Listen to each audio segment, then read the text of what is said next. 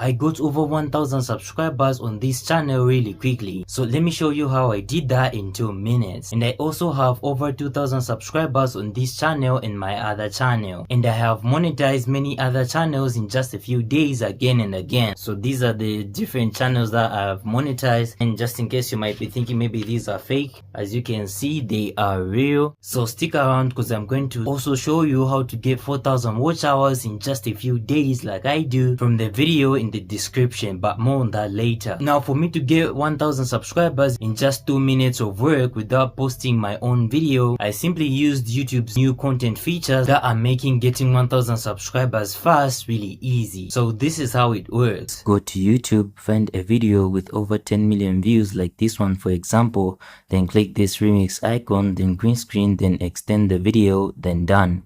After that, put your face to your preferred size and location, then simply record your own content, then put your title and post.